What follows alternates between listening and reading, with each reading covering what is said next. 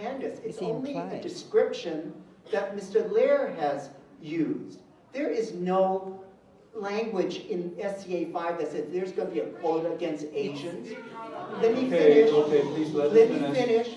There is no language in SCA5 that says parity, so that if Asians are only 13% of the California population, then only UC and mid-Ts would be 13% of the total. There's nothing in there.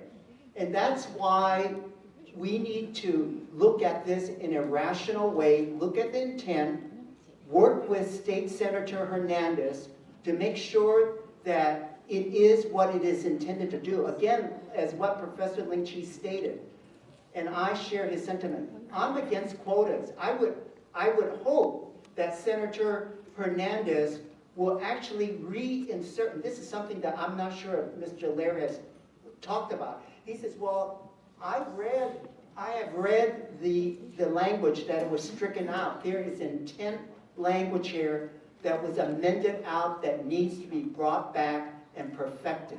So contrary to what he has asserted, there is the word recruitment in the intent language. And I think that that's why I urge all of you to look at the bill very carefully, what was originally in the bill, what was stricken, what it is now, and I think as it goes through the assembly, there needs to be a thoughtful discussion about how this bill needs to be Thank you, Mr. amended. Durr. Thank you. Comment? Would Senator Huff please comment? I'm not an attorney, but it seems to me attorneys would find a way to litigate it. They always do, right? But I would say, regardless of whether it's got quota in there, let's go back to the simple fact, there's only so many slots available, whether it's 9% or 12.5. If Asians have a disproportionately higher number than their population now, they're going to have a much lower number, whether it's through quota or recruitment or whatever you want to call it. As soon as you introduce race as a criteria that you can make a decision by, it's going to have an adverse reflect on somebody. It doesn't take a rocket scientist, as was said before. To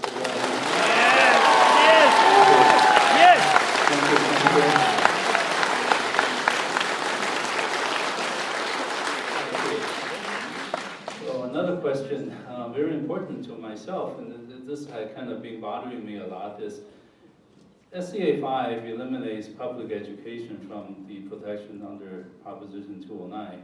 Does not mention anything about contracting and employment.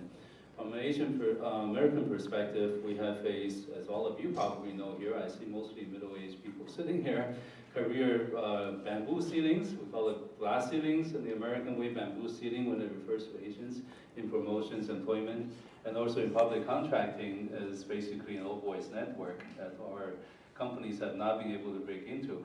Would you comment on why do you think it's only schools that's excluded from this on SCA5? Would it be helpful to include contracting and employment as well to amend the Constitution and therefore be having a level field for everybody?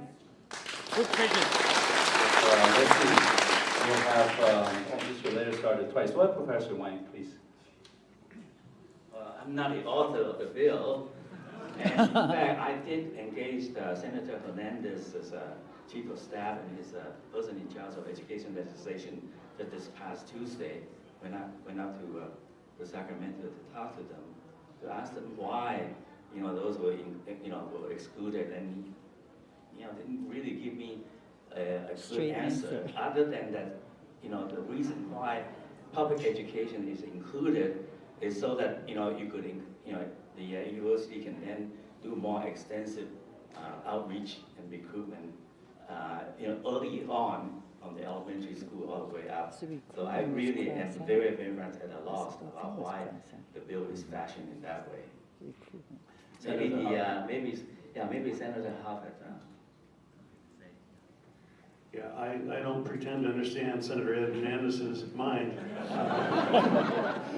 But I would say he didn't include it because Prop 209 was passed by the people, and typically when you take on tough battles, you try to limit the scope of it. I don't think he nearly anticipated the adverse reaction in the Asian community to what he did take on, however. When it comes to public contracting, things like that, we do have a lot of federal laws that are involved in that, as well as state laws, and I think we've come a long way in equality as far as who gets things. I know when I was on a public project doing grade separations in Southern California, I found out we had to have a certain percentage of disadvantaged business enterprises, which are owned by minorities.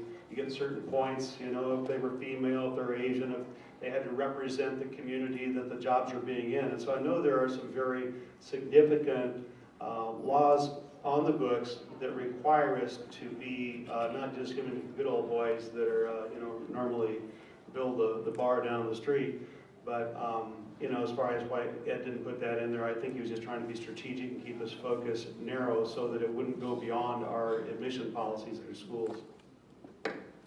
Thank you, Senator. Would Mr. Dept please respond next?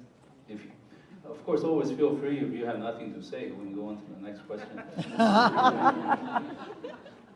Yeah, it sort of befuddles me about how the bill got amended. In fact, there is one provision in the new version that was adopted by the state senate that, for example, it says state does not include the University of California